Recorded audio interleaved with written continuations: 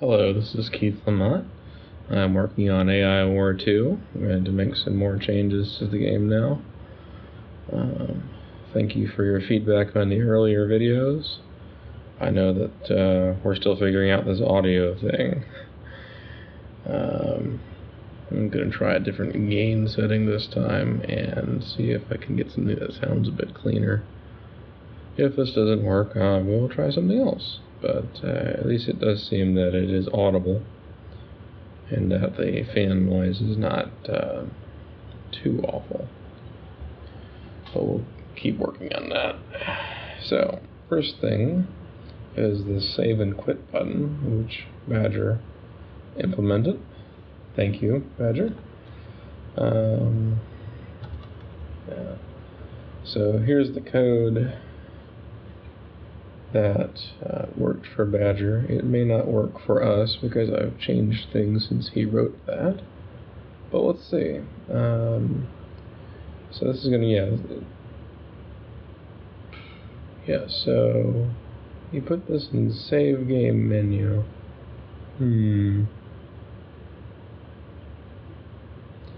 Yeah, let's do that for now rather than make it more complicated.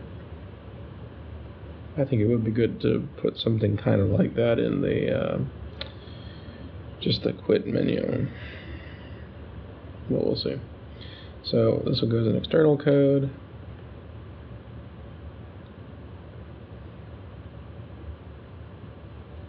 Where's save game? Okay. I'm just blind, that's all. Put it here at the bottom.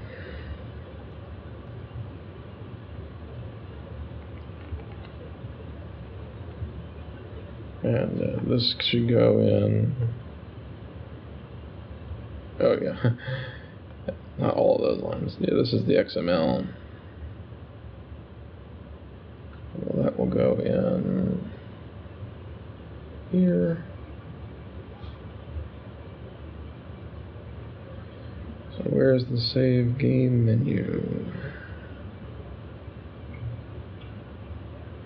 Here.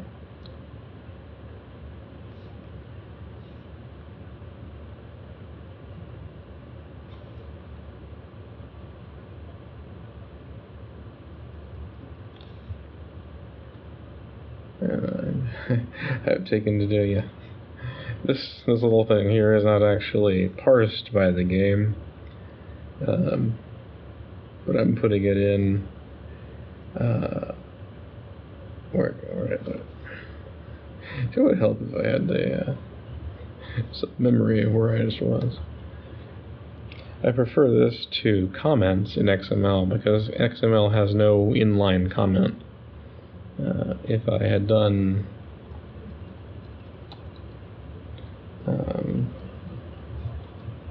that, then anytime I'd wanted to block out, say, this whole window, which I probably wouldn't in this case, like normally I'd just be able to do that. But that doesn't work because the end comment there catches it, because there's no one-line comment in XML. So it leads to me doing things which ought not be done in XML, just adding adding information that's not intended to be read, except if you're looking at the file directly. Although maybe one day we'll use that data, who knows? Anyway, so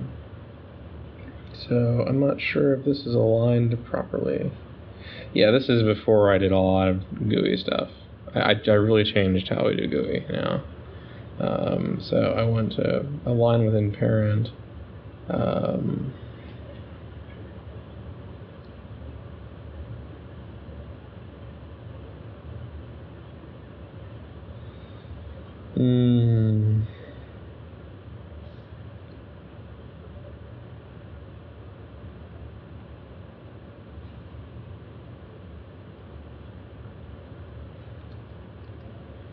Yeah, we'll see if this winds up going the right place at all. Did he say where it's supposed to go? Well, I guess we can check the... Yeah, so originally it was 14 over and at the same Y as save game name. So 14 over, yeah, okay. Looks like my guess was correct. So there's the XML, here's the code. Okay, there's no,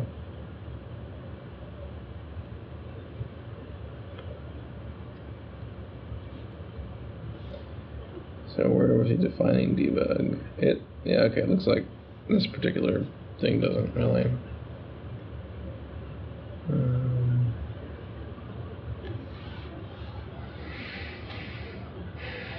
First, does this thing build?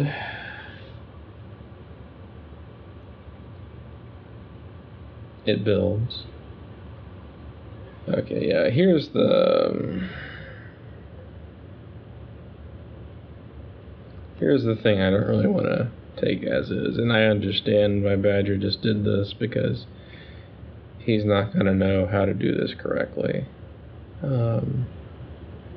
Actually, I think really the way this should be done would not normally be available to a modder. And that's basically just to tell the game, okay, when you're done with this save game process, go ahead and quit. Now there might be a way to do this. What have we got here?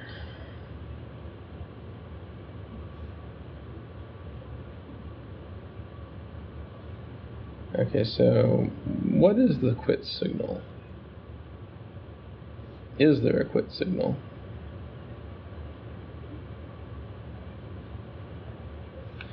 Let's see over here in the escape menu. Exit game. Okay, yeah, it just sets that to true. Okay, and that's something that happens locally. It doesn't happen in the command queue.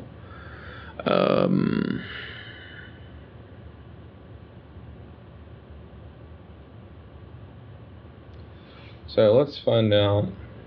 I'm going to have to do some kind of modification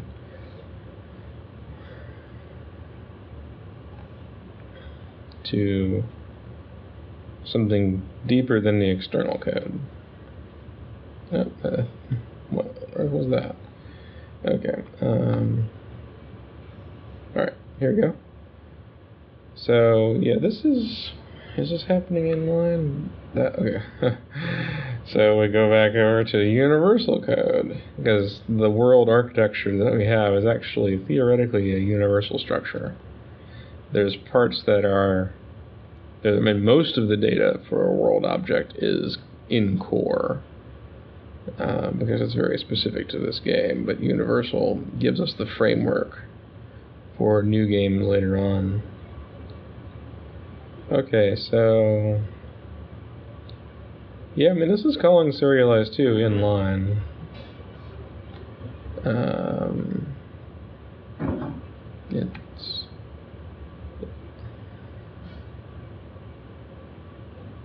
It's writing the file in line. Okay, so yeah, I think basically the thing to do here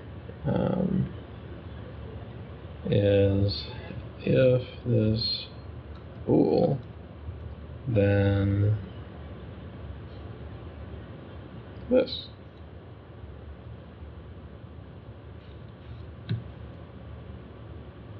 So the idea is, let's build that, and then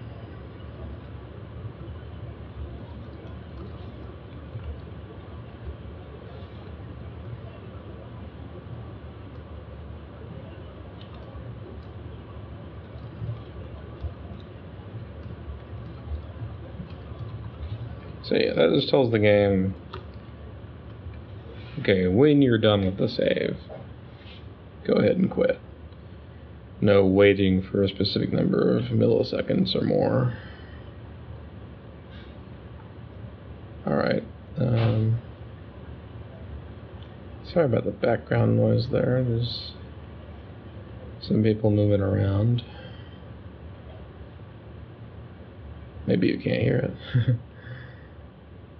I was kind of surprised listening to the track, what things I couldn't hear that I knew were happening.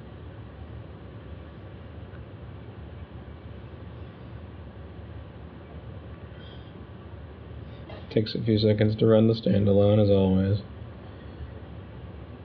Alright, so let's start this game. Let's let a few things get generated. So I want to do some degree of sanity checking to make sure that the save file that's generated is usable and not cut off or whatever. Not somehow incomplete. So 071. Okay, there we go. Okay, save game. Oh, okay, that's not where we want save and quit.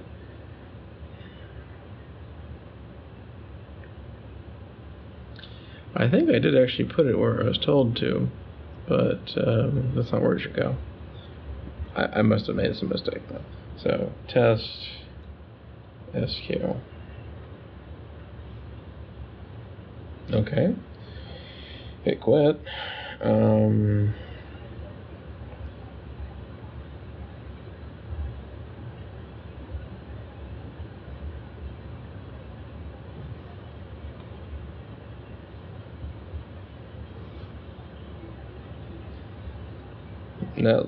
That looks right to me. Okay. So I just need to move that button to a more reasonable place.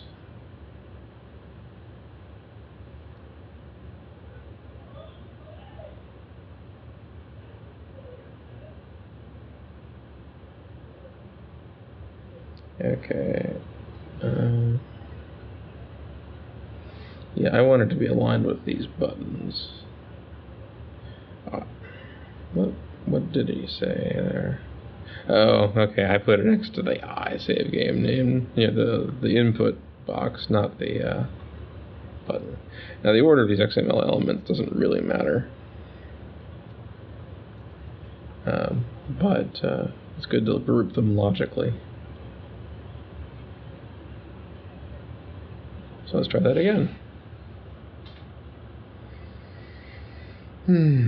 And yes, I did get the request for showing the modding workflow, and I will get to that for the things that fall within what I'm doing with the game. Graphics modding is more something Chris would have to tell you about. Alright, let's try something similar here. Well, really, I'm just going to test where the button is. Looks reasonable. People may prefer it to go somewhere else. Just let me know, or change it in your file yourself, I guess. Test SQ2. And boom.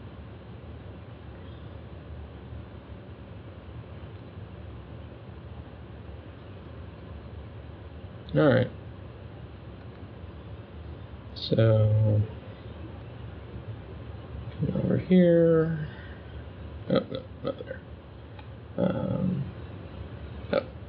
First things first. Commit the change.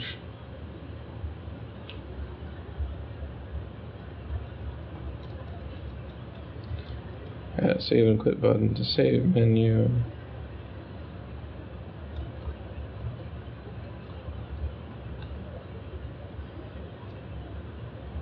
Thanks, Badger. Alright. Quick sanity check. Yep. Alright.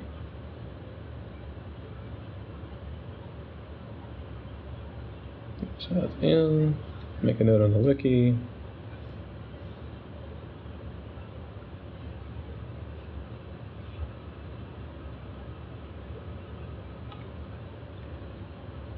I don't think there's anything in here for the mantis. Good.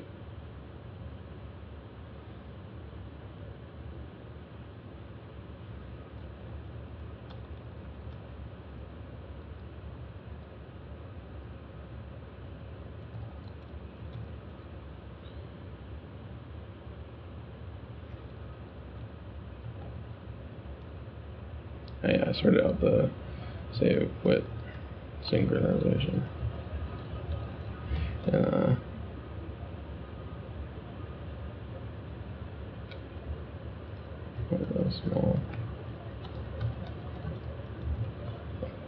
Yeah, Badger couldn't have done that, but it was easy to do. So, there we are. Take that one off the list.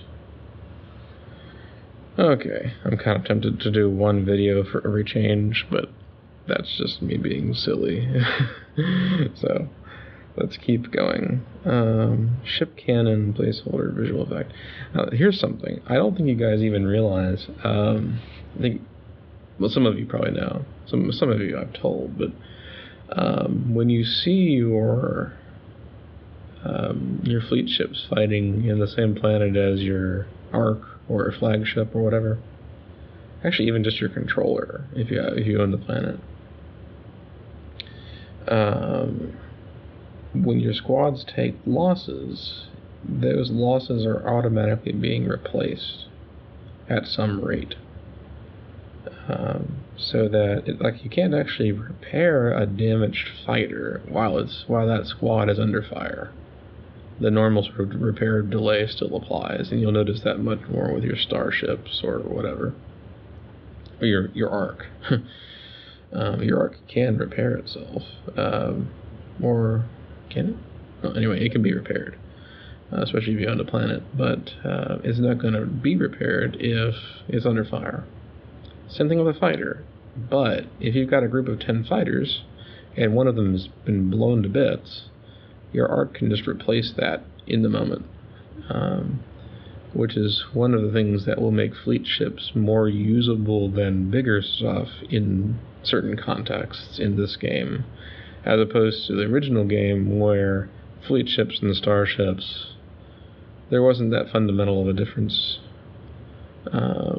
in terms of how they behaved in combat. So here your fleet ships are kind of a very disposable and replaceable frontline unit. If you use them on the front line, of course there's still the long range stuff. Anyway, enough talking. But the thing is that there's no visual effect to tell you when those squad replacements are happening. And I'd asked for sort of like a ship cannon effect, where like your arc would fire a new copy of a fighter at your fighter squad, and like that would kind of explain how it got there so fast, but it didn't move that fast normally. Now we're not planning to like have it be like literally a fighter model being fired. It's be sort of like some kind of generic projectile which will contain a fighter or whatever it is. I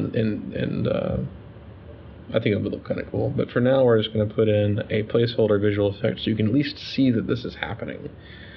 And I'll kind of explain later why it's nice to be able to see that more than just general feedback.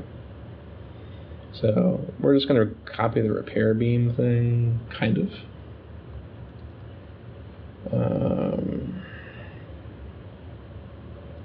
That's not what we want.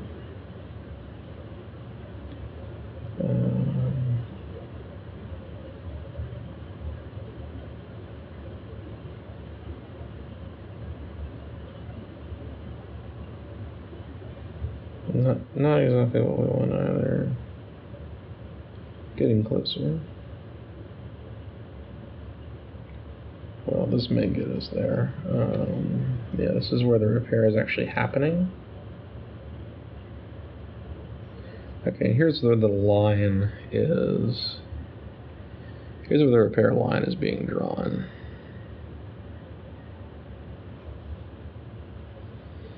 This code block right here.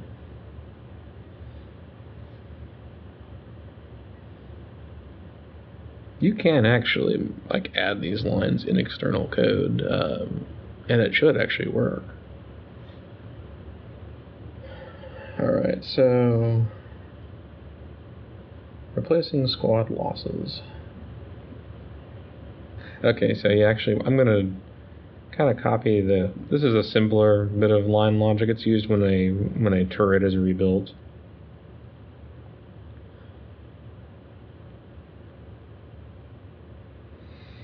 Okay, so we want to go to the squad. It's an enemy line. It's actually just a struct. It's not a normal class. So it's going to the squad. What type am I going to use? Let's do repair hull, and then it's added to the outgoing lines for the entity, the from entity for this metal flow.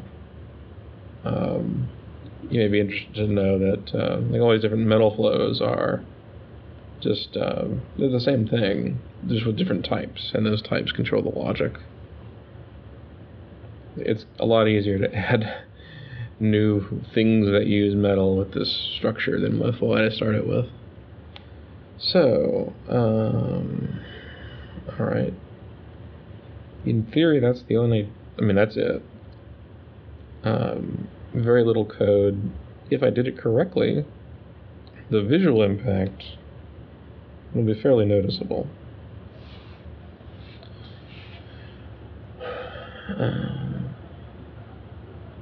In fact, it may be too noticeable. We'll see. Because one of the things is this is happening a lot. Which is one of the reasons why I wanted kind of a ship cannon effect rather than just another repair beam sort of thing. Because as a beam, it may be a little overwhelming. Whereas if the ship cannon effect is subtle enough, more of a projectile like these shots, then it may work better. Yeah, one of the complicating things right now is that whenever something dies, all the shots that are going towards it kind of like warp to the middle of the screen, warp to the middle of the planet. So it's much harder to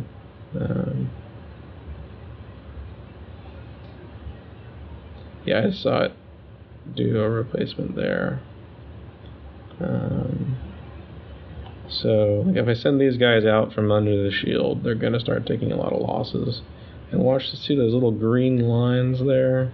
See, it's kind of just shooting little replacements now. And as these things get closer and start taking more losses, you're going to see a lot more of those green lines. It's harder to see with all those shots getting kind of bugged over to the center of the planet. But you can kind of see what's going on. Now you can see that it's not replacing things instantaneously. It takes a certain period of time.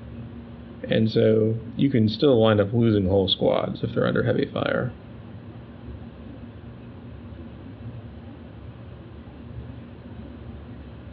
Yeah, you can see so that fighter squad is getting heavily repaired, quote unquote. It's getting lots of replacements.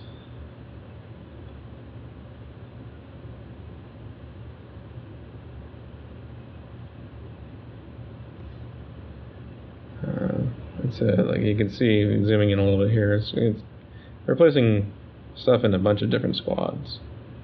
But there is a limit per frame on how much metal it can pump into that purpose. So the more squads you have with losses, and the more expensive those losses, it takes longer.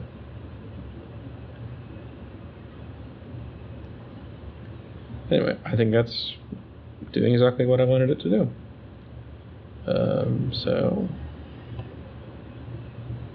And I don't necessarily commit every change individually, but if I'm thinking about it, I usually do.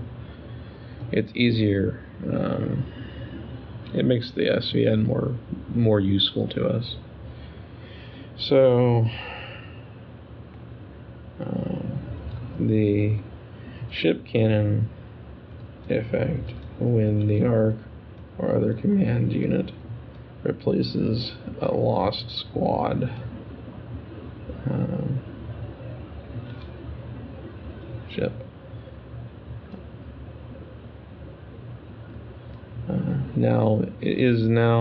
It now has a placeholder animation like a repair beam, so you can at least see what's happening.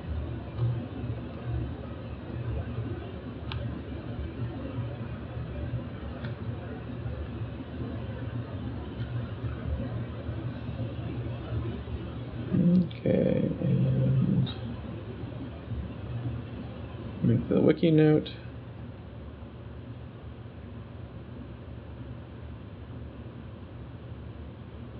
Okay, there it is. Now there's a couple things we want to add. This is just really for modding, for Badger and for some of the other guys who are brave enough to try to mod the game right now. Something that would just be very helpful to them is being able to tell how long an entity has been alive. So let's go over here to entity. Kind of the pattern here is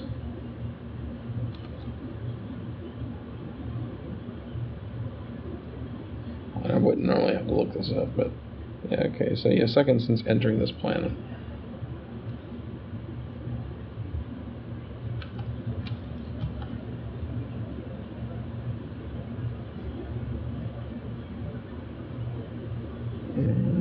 Yeah, so I can just default to 0, that's fine. And here's the serialization code. Because if we're adding new state, it's got to persist across save and load. And obviously, as I'm adding new things, it's got to. So 0503, test and revise 1. It doesn't really matter. What exactly I call it there.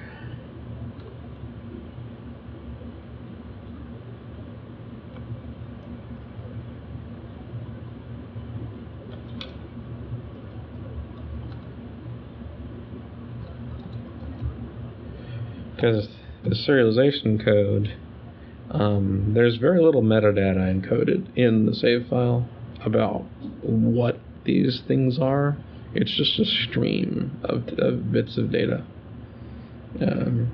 It does contain some metadata about the type, just the basic data type of everything.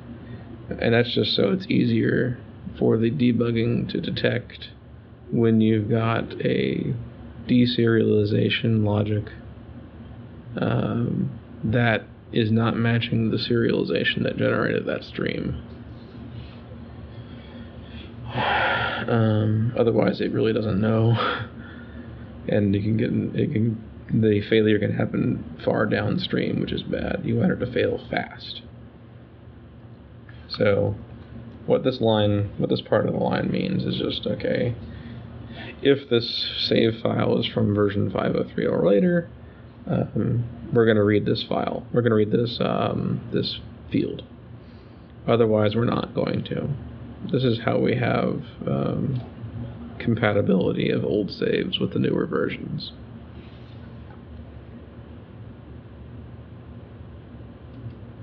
Because if it tried to read it and it wasn't added in the stream, it would wind up reading this instead, which is a Boolean instead of an integer, and so that would fail immediately.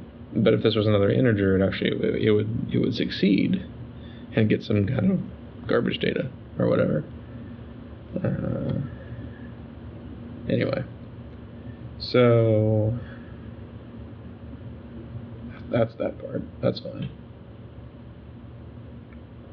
And then here's where the second entering planet is maintained. And in this case, it's exactly the same logic. The difference is that it won't be cleared. Because like here, when you switch planets, it's clearing that. But we're not going to do that since we don't care about clearing it. It should keep counting up forever. And thankfully, you guys don't have like 1 billion second games, and so it's not going to overflow.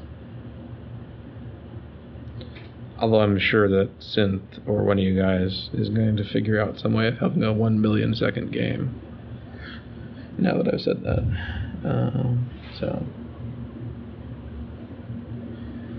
So there's the serialization. There's the keeping the data up. There's where the data, that's where the other piece of data is checked.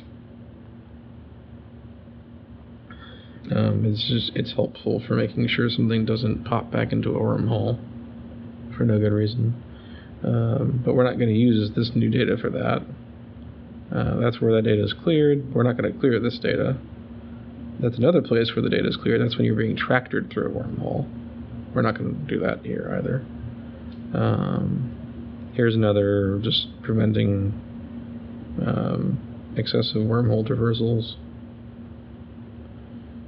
Here's something where, yeah, this is used in tachyon logic, where your tachyon emitters will prefer to decloak things that have been there longer. If there's just a tie in how fast it's going to take, how long it's going to take to decloak something, it takes the things that have been there longer because they're probably in a better position to be dangerous to you. And similar with tractor units. So yeah, and that's it. So like I said, we're adding this field for the sake of modding. I don't need it right now. I suspect I will find it useful though. So we're just gonna save that, build that. It should build just fine. I'm gonna do a test in a moment to make sure it doesn't break saves, but it really shouldn't. You know, sometimes I don't even do that test if it's that obvious, but usually, because save breaking is bad. Although it's going to break the saves I just made. Oh, there's one thing I need to do. Game versions. Over here in the XML.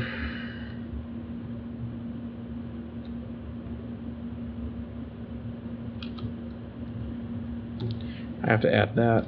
Otherwise, there is no version 503. The versions are defined here in XML. I don't recommend that you change that as a modder.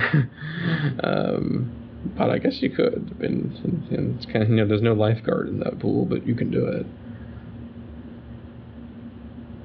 At some point, one of the things we have to work out for modders is how you guys can extend the data structures of things like game entity in ways that can be saved to disk and loaded back and whatnot. I've got an idea of how to do that, but for now, that's not what I'm focused on. So I'm actually going to rename this to test and revise too, because that's actually what the version name is. It doesn't really care. All the code is going to look for is that 0503.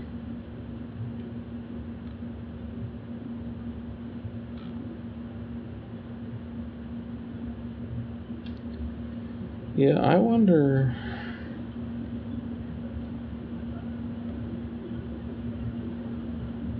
Okay, yeah, it should be fine. I was just hoping that these numbers weren't being changed by somebody later in a way that would break the connection here.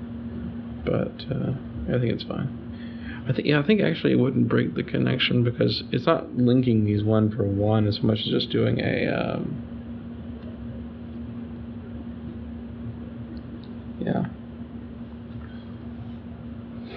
Yeah, it's just doing a greater than or equal to check. It doesn't actually care if that specific version exists or not.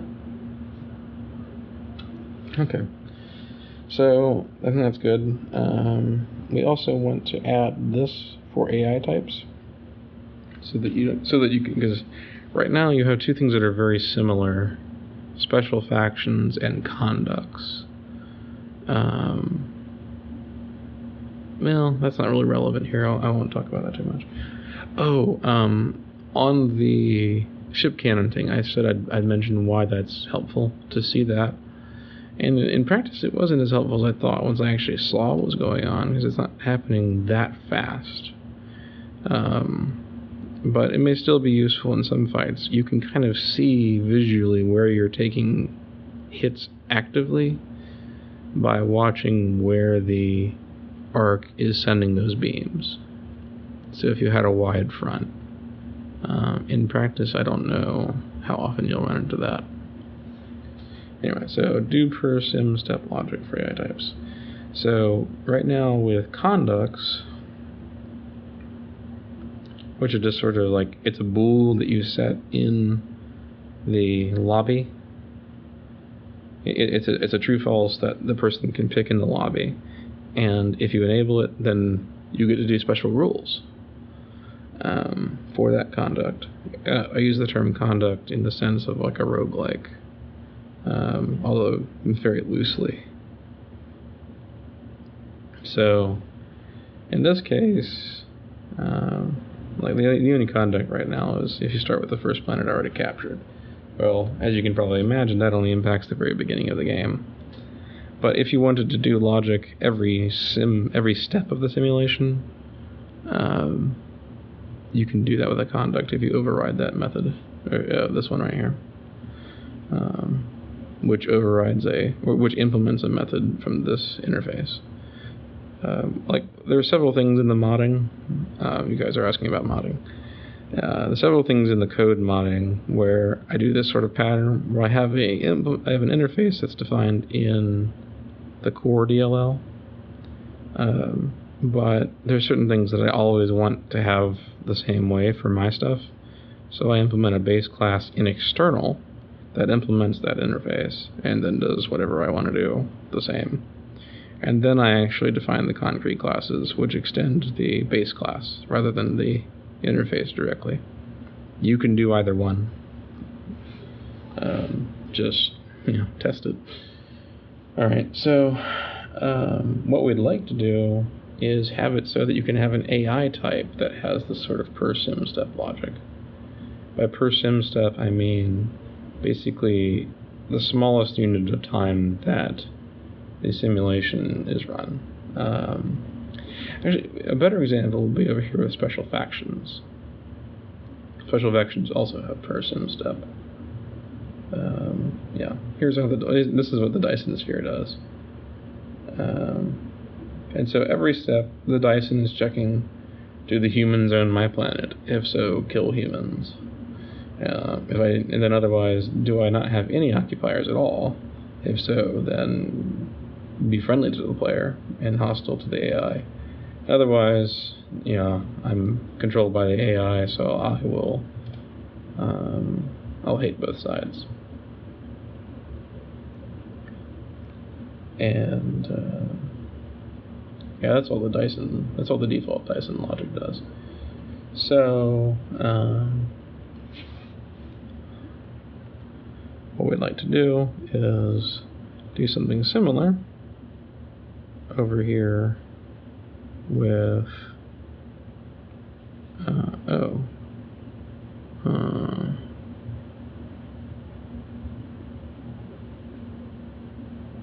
okay. I want to back up a little bit because while I have a special faction interface, I don't actually have a generic AI type interface. I've got the AI threat controller, and we'll just go over to core and look at this.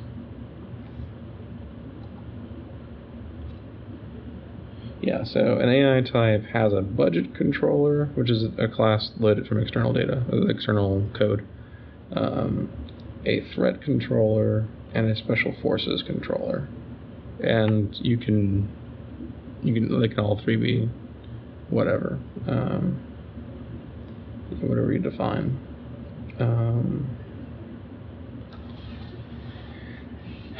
To some extent, I'd rather just have like a generic AI type controller, and if you want to reuse the logic for special forces across multiple AI types, then there's a lot of different ways you can do that without duplicating code.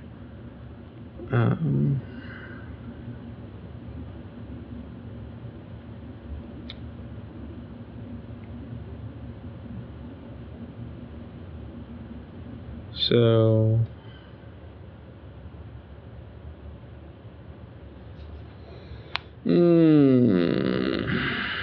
I think that's what I'm gonna do. In theory, having it have these things split out so that it's more modular is a good idea. But in practice, you can make it modular if you want to. And it's easier for me to extend what these interfaces do or can allow for if I'm not trying to split it out on my end. So let's go down here and public interface IType Controller.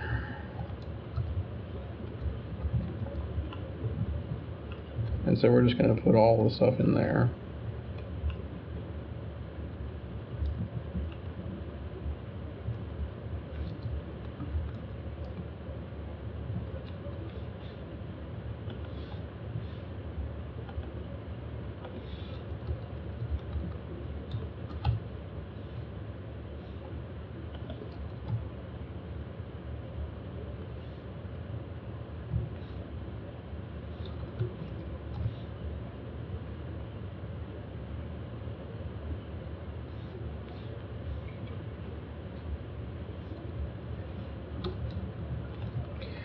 We're also storing the DLL and type names during the process of reading these things.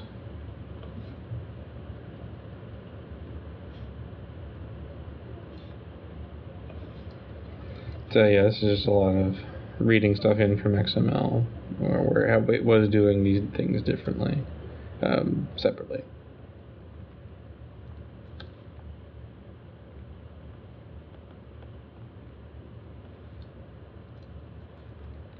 Okay. That's not going to build, but it'll get me to set. Yeah, there's some find and replace I could do here that would be faster, but there's not that many different places where these are called. So I'm going to do it the old-fashioned way.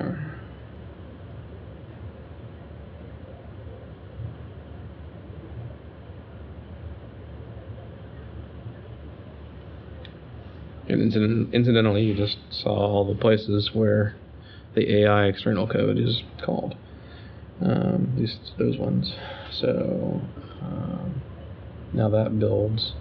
We want to patch up our XML to match this new schema.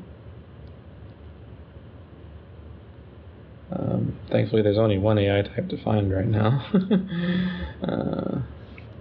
So we're just gonna get rid of those. There's that.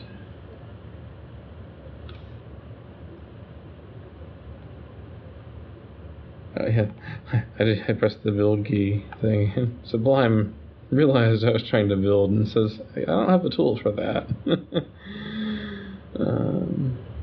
Okay, so we're good there. Now we're going to go back over here to, I'm just going to create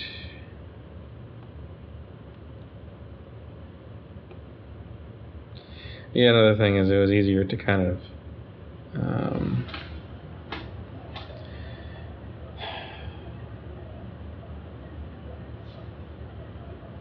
separate the code out here. So I'll just copy the threat file, type,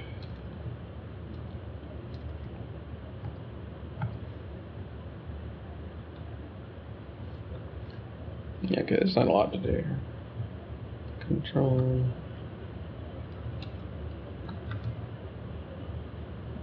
Okay, that's all I want. AI-Type Controller. Okay, this must not have been rebuilt. No, it has been.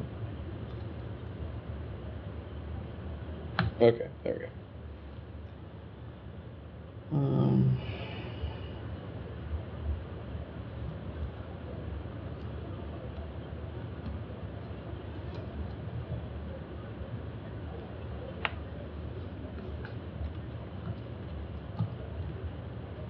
So I'm going to do, again, another one of those base class things. AI-Type Controller.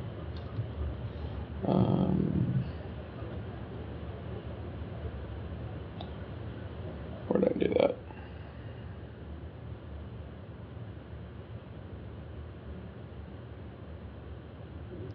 Here. So yeah, base.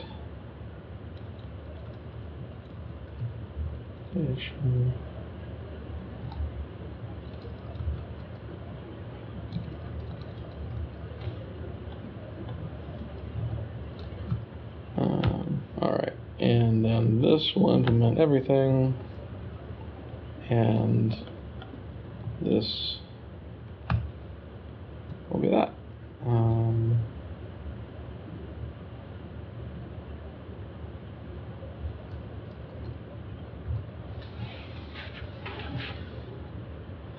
So let's make sure that AI-Type Controller. Yeah, I think that's the better phrase for it. So this would actually build. It wouldn't run because everything. Well, no, it won't run because of other things. All right, so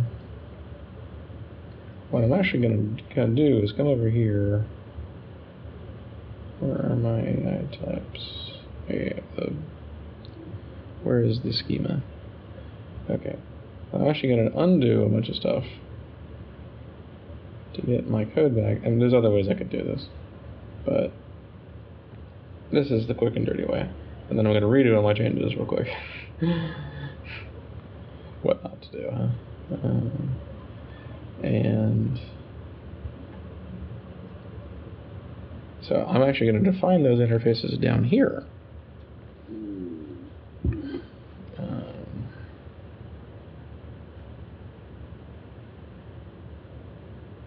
And so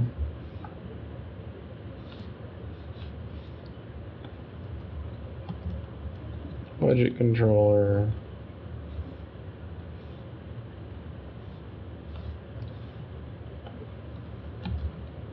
threat controller,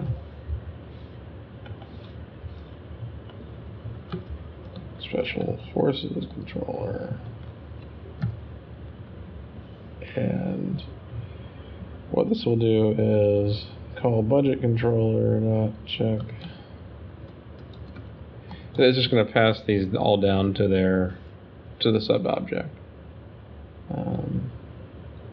Return threat controller get. Okay, that's not it. Okay, so the interface implementation just kind of put these in all kinds of different orders, I guess. We'll see. I like using this. I like to be able to tell the difference between a local variable and a parameter and a member. Not that I always write that way.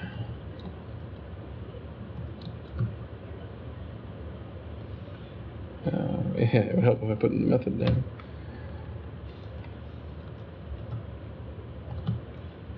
So yeah, it looks like I could just put, it didn't scramble these, thankfully. It just chose a different order than I thought it would choose.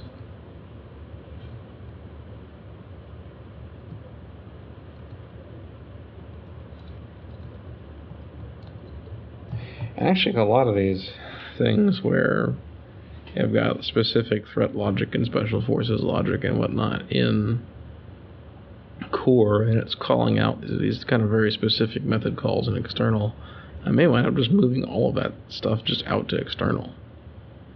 And this will make it easier to do that when the time comes.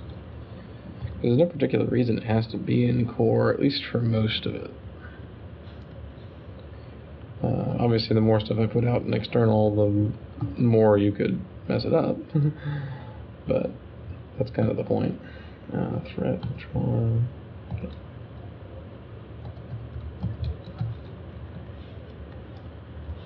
Yeah, so like one thing here in general concepts and threat behavior is how hard is it to traverse a planet, and then how much do I want to get there?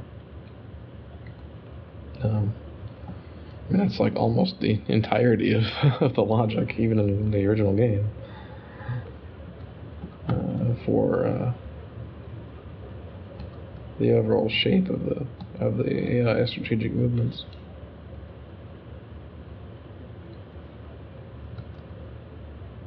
Okay, that would be an infinite loop right there. Let's not do that. Now it did put the budget thing all, on either side here, so I'm not sure what happened there. Oh well. So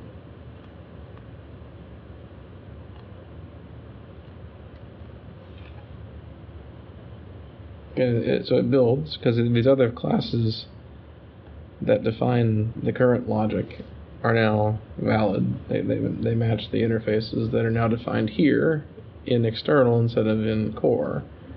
But they don't care that the code is now in a different DLL.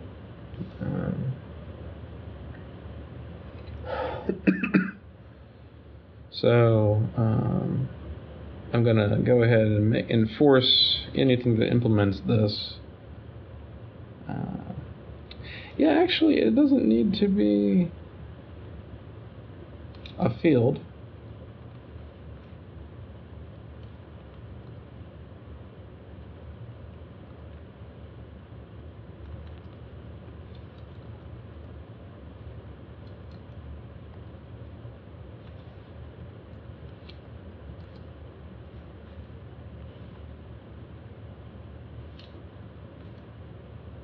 You can force them to implement those as properties.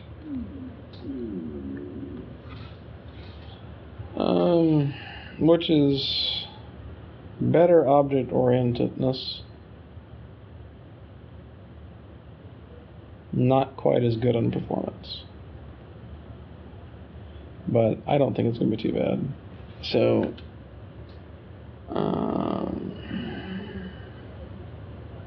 yeah, I'd rather do it as fields, and I'll enforce it separately. So, public base.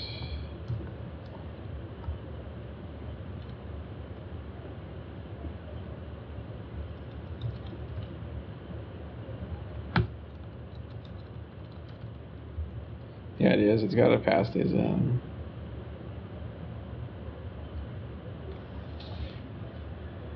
But I don't know. Well, it doesn't matter. It can be done either way later. If you want to change them in mid-game, you can. It'll be fine. But the idea is that you shouldn't let these be null unless you very specifically want them to be null, which I don't know why you would, because they would just die.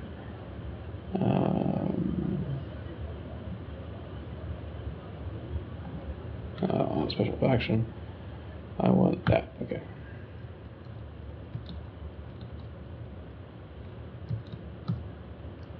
All right.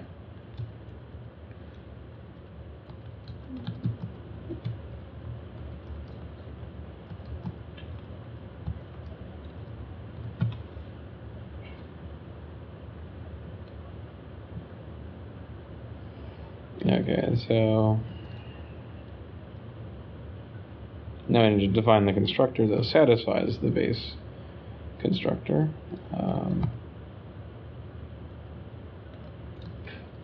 Base new vanilla.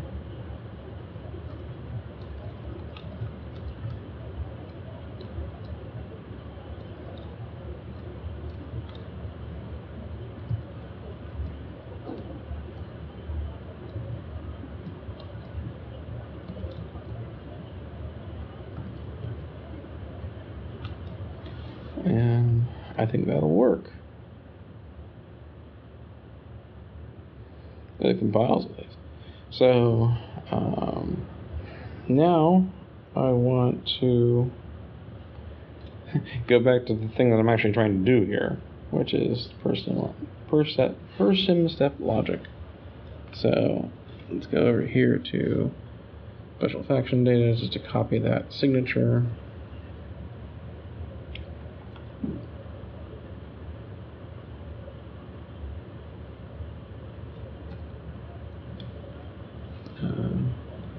And then let's mimic its usage.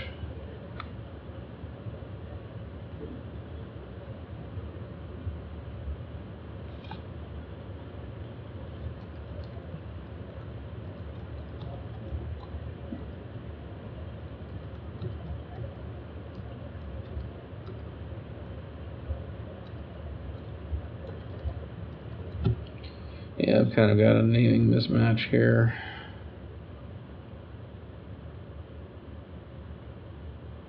Implementation versus controller.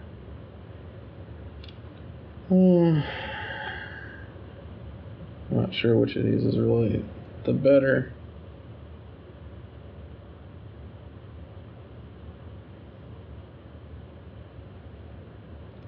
Yeah, let's just do this. I like the other one better, so let's do this.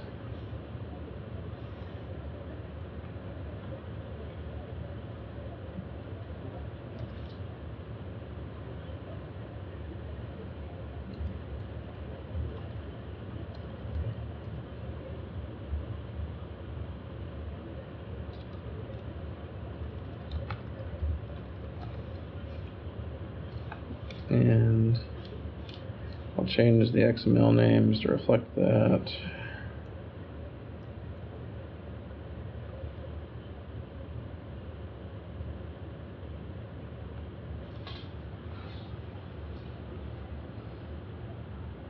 Okay, that builds. Do that.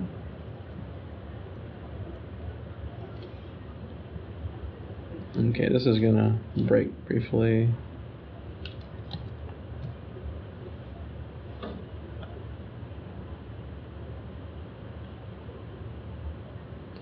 Yeah, now it sees the new thing that I'm supposed to implement.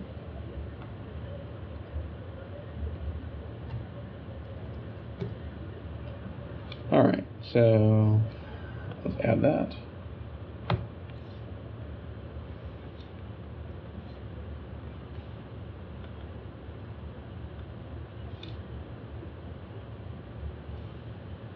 Yeah, it doesn't match better.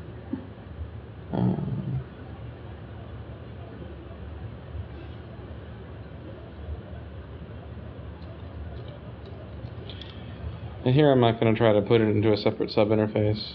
It can be moved there later. But for now, it's just be an optional override.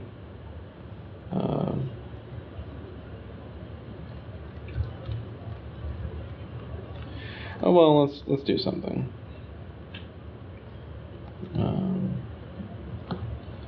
Debugging. That's sort of what the hello world, making sure this code is actually running.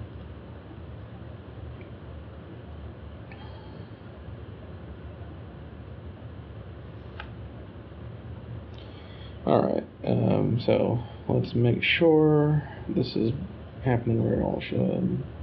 Same thing, since you saw it, let's just give it a try.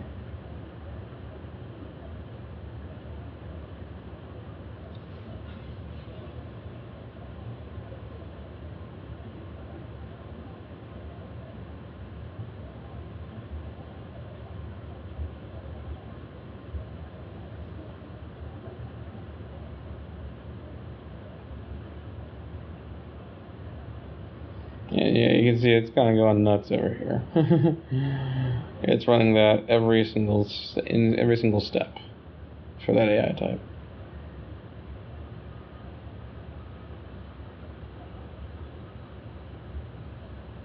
Oh, I didn't mean to close my testbed program. Okay. Anyway, so it looks good. Let's pull out that debug line.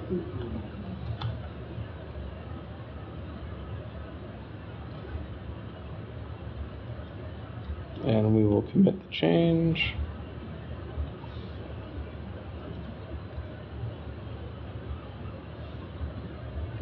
So AI type external code has been reorganized.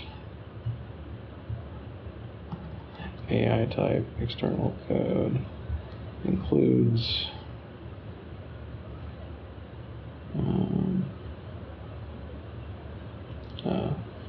now has a hook for just like as a loop for doing sim step logic, just like special factions and conducts.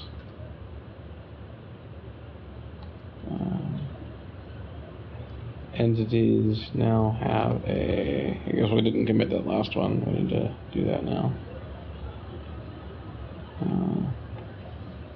Field for modding purposes.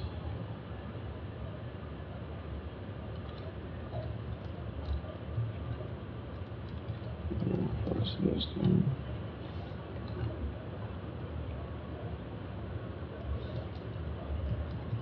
one interface at the core DLL level.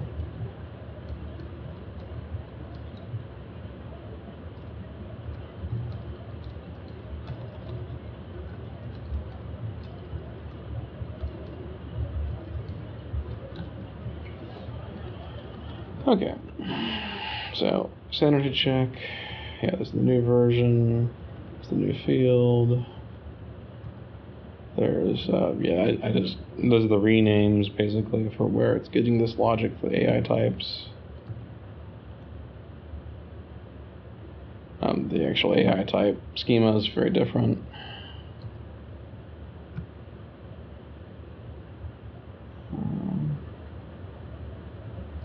More renames, more renames, more renames. There's the XML change. There's the new version. Oh, and we need to add that file. And I did not test the save and load, but that's a very straightforward serialization case. It's not going to rig anything. And if it does, well, I'll just remember next time, won't I? But I don't remember the last time something that simple broke the serialization.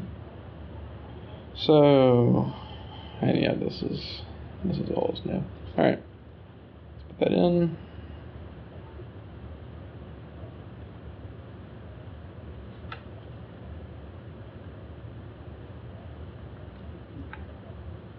And put in the wiki notes.